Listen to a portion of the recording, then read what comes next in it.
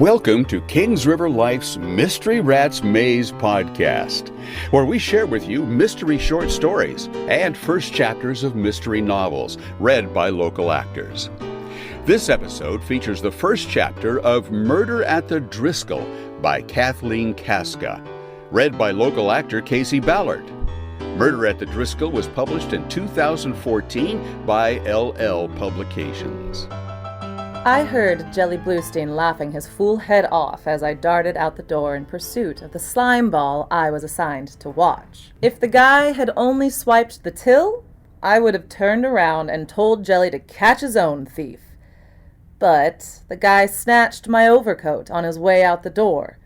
Inside was my new PI license and $50 from our agency's petty cash, making the thievery a personal issue.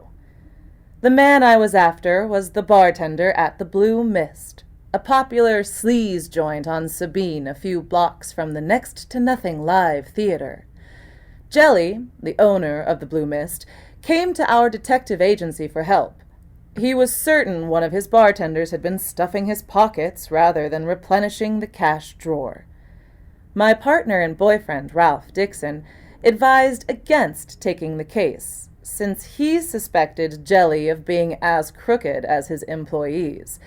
But I was eager to get our new agency off the ground. Being a novice investigator, I could use the practice. Besides, the nighttime work would not interfere with my day job. Dixon reluctantly agreed. It was my third night at the bar. My sleuthing required that I dress in male disguise and smoke and drink, while trying to keep a low profile, which was easy since most folks came to the Blue Mist to do just that, except for the dressing in disguise part. But hey, I might be wrong. After all, it was 1953, and weird things happened in downtown Austin, Texas.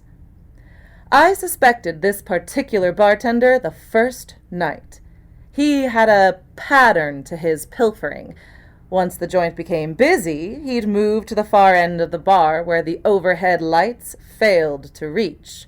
When someone paid for the drink, the guy pretended to stuff the money into the register, but instead he executed a quick flicking motion with his fingers, and the bills slid up his cuff.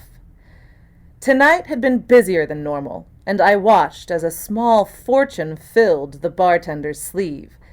At closing time, Jelly came out from the back room and caught my eye. I nodded toward the guilty party. The bartender noticed our sly communication, and he suddenly became twitchy. Jelly hurriedly ushered the last drunk out the door, flipped off the neon open sign, and reached for his billy club. In one swift motion, the bartender snatched a wad of cash from the register and my coat off the rack, and made a beeline for the door. Since Jelly was too fat to run, I took up the chase, alone. I pursued the guy down 6th Street all the way to the Driskill Hotel, when suddenly he darted down the alley and became swallowed up in the steam rising off the pavement. I thought I'd lost him until I heard a pile of rags bundled near the dumpster say, "He turned right at the end of the alley, Miss Sidney." I thanked the man whom I'd come to know as Backyard Benny, a bum who earned his moniker by sleeping in backyards and alleys in the downtown area. I took off in that direction as a tower of empty food crates tumbled in my path. Thanks to my long legs, I hurdled the debris, sending an annoyed family of raccoons scattering. In dodging the scavengers, I slipped on their food refuse, regained my footing, and within seconds I had the guy in sight again. Turning down 7th toward Red River Street, he headed away from the downtown area and the streetlights illuminating the path to the state capitol. My youth and athletic ability gave me the only hope of catching him before he vanished into the crevices of broken-down warehouses, or, worse yet, into the darkness of Waterloo Park. The guy was at least 20 years my senior and had obviously not graced the inside of a gymnasium since high school, but he did have the advantage of being prey, driven by survival and escape. I was about 40 yards behind him when I caught sight of a slow-moving mass on the opposite side of the street, a collection of stumbling drunks, or so I thought. When I saw the glint of a switchblade, I realized the drunks were malcontents intent on relieving late-nighters of whatever cash remained in their pockets. The guy paid no notice to the thugs following him. He leapt over a low wooden fence and disappeared behind a vacant house. I pulled my gun from my shoulder holster and fired a couple of shots into the air. Someone shouted, "Cops!" and the hoodlums fled. I wasn't often mistaken for one of Austin's finest. It must have been my man clothes. I prayed my long red hair would stay put under my fedora as I scaled the fence after him. I should have listened to my wise and experienced partner and not gotten involved in this case. I should have listened to him when he told me to meet him at the office as soon as the bar closed. That was almost an hour ago, but I couldn't let this guy escape. My pride was at stake. If I were lucky, Dixon would head down to the Blue Mist and Jelly would put him on my trail.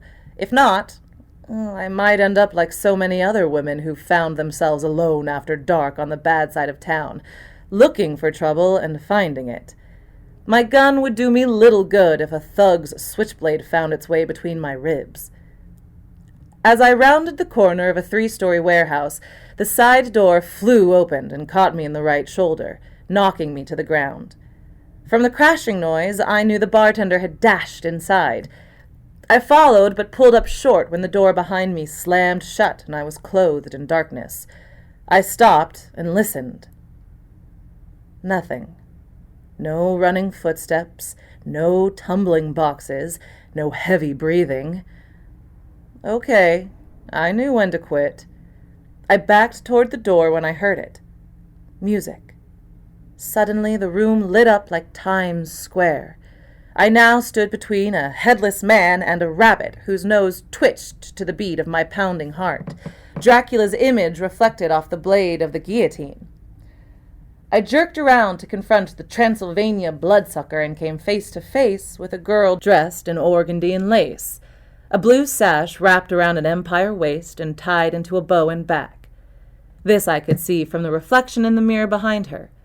On her feet were patent leather Mary Janes in the brightest shade of lavender I'd ever seen. She held a Bible to her chest. When she spoke in a clear, calm voice, I knew it was beyond hope that the smell of brewing coffee would wake me from the nightmare. I blinked twice. She was still there. So I did the only sensible thing. I placed my gun back into its holster and asked her where she bought her shoes. "I found them. Who are you?" "I could ask you the same question. Did you see an old, chubby guy running through here?" "No one's been here all night except me." "Why aren't you at home?" "I am." "You live here?" She raised her eyes upward.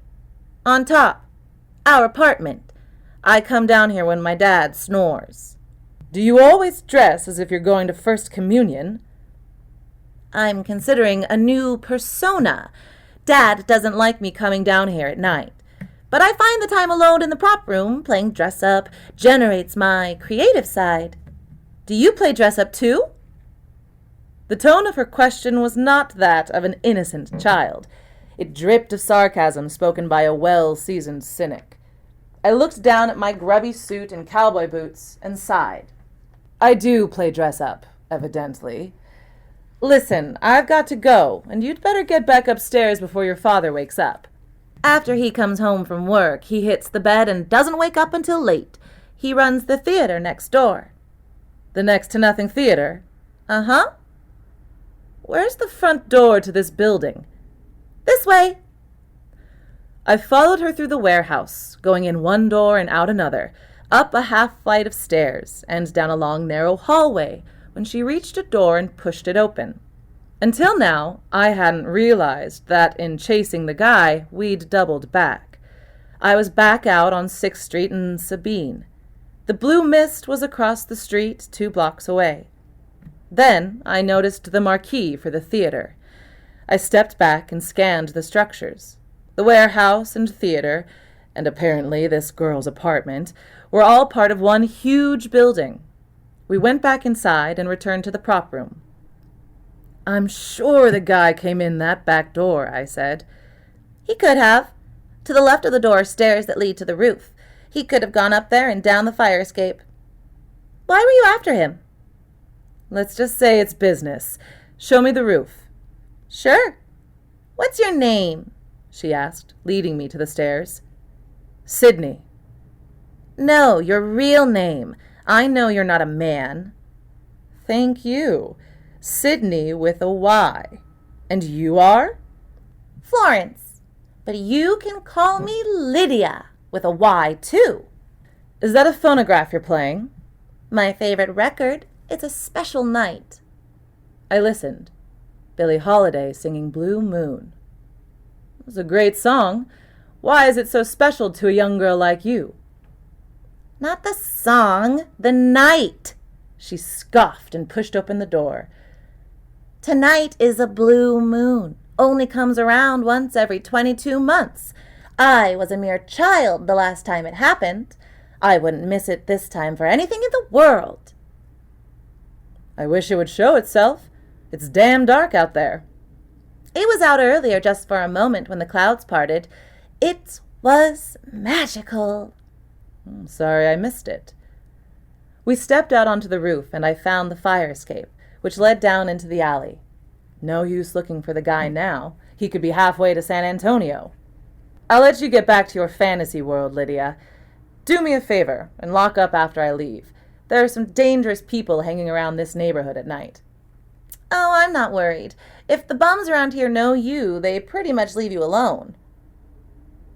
"Maybe you should walk me back to my office." "Hey, come by tomorrow and I'll get you a ticket to the show.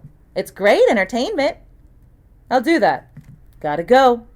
"Unless you're known around here like me, I'd stay out of these alleys. Life is too wondrous and beautiful to squander in the cesspools of the devil." I jerked around, but Lydia had disappeared. When I shut the door behind me, I heard the lock click. I pulled out my gun for the 8-block stroll back to the office. All of a sudden, the hair on my arms stood up.